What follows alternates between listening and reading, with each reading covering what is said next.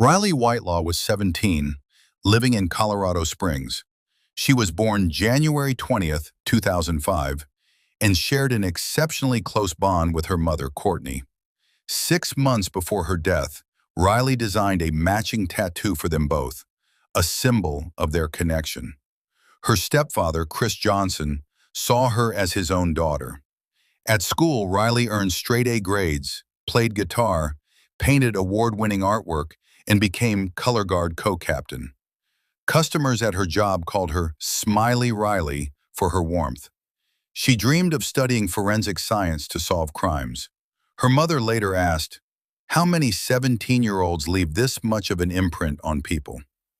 In December 2021, Riley took a cashier job at a Walgreens near her home. She was excited to earn her own money. Everyone liked her energy and kindness. But within 2 weeks, a 27-year-old coworker named Joshua Johnson began acting inappropriately. He asked her an intimate question about being dominated.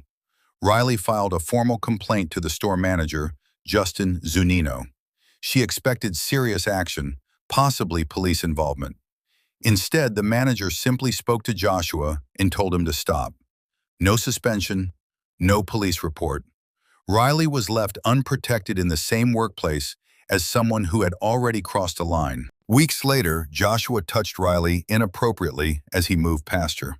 She again asked the manager for different shifts, away from him. The response, changing her schedule would reduce her hours and income. Riley accepted the financial loss just to avoid her harasser. She privately nicknamed him Pedro Joshua, and coworkers adopted the name. She then started dating a young man named Leok and convinced the manager to hire him. She returned to her original shifts, believing her boyfriend's presence would keep her safe. But Joshua's jealousy soon turned the workplace toxic. Once Joshua learned of Riley's relationship with Jake, his behavior worsened. He had no official authority, yet he began assigning extra tasks to Riley, altering break times, and interfering with her work. He acted as if he controlled the store. Riley filed multiple complaints, but management never took meaningful action. No disciplinary record, no shift separation, no call to police. Coworkers later described Joshua as obsessed, watching Riley constantly, commenting on her interactions with male customers. The environment became tense and difficult. Riley continued working there because she needed the income and because Jake was now on shift with her. January 11th, 2022, began like any other shift. Earlier that day, Riley told a coworker named Rita she was extremely scared of Joshua and wanted to work in the cosmetics section instead. That request was granted. Later, Joshua told another employee that Riley should take her break at 5:30 p.m. The coworker switched with her. Security footage later showed that before Riley's break, Joshua had moved tall bins to block the outside camera. He had covered the break room window from inside with paper. He placed an "out of service" sign on the nearby restroom. He was preparing. Riley entered the break room. 1 hour and 15 minutes passed. She did not return. The store manager checked security cameras, saw the blocked view, and rushed to the break room. The glass was covered with paper. He opened the door and found Riley lying in a pool of blood. He called 911. Police arrived. Joshua Johnson had already fled. A coworker reported a strong smell of bleach coming from the storage area. A male voice inside had said, "Don't come in, I'm changing clothes." Investigators believe Joshua used bleach to remove blood from his skin and clothing. The manhunt began. Police found Joshua about 100 miles away, walking alongside a highway in Walsenburg. He had visible blood stains, fresh scratches on his face and arms, and patches of hair missing from his head. He claimed an unknown attacker had entered the break room and stabbed Riley while he escaped. But the autopsy told a different story. Riley had suffered 42 stab wounds. Her hands were clenched around strands of hair that DNA testing matched to Joshua. She had fought back, pulling out his hair during the attack. The bleach, blocked camera, and covered window proved premeditation.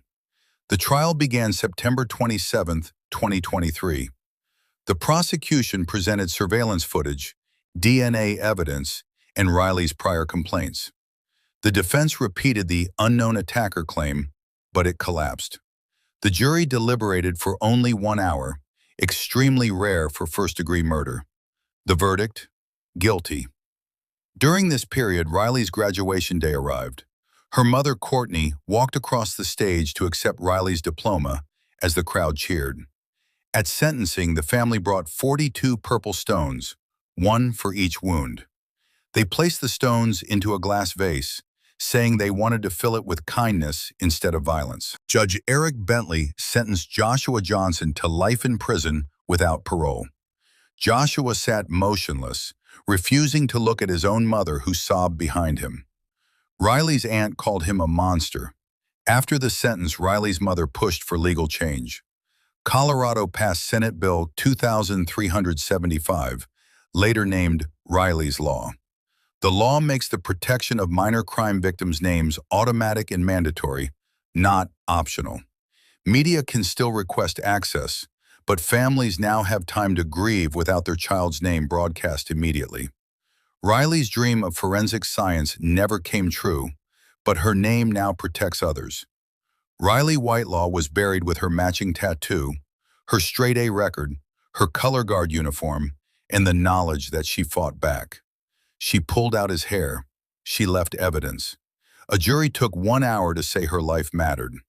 Her mother later held a painting donated in Riley's honor and said, "How many 17-year-olds have this much of an imprint on people?" Riley's Law now stands as her legacy, mandatory privacy for young victims. The vase filled with 42 purple stones sits as a reminder. Violence was inflicted, but kindness was chosen. Rest in power, Smiley Riley.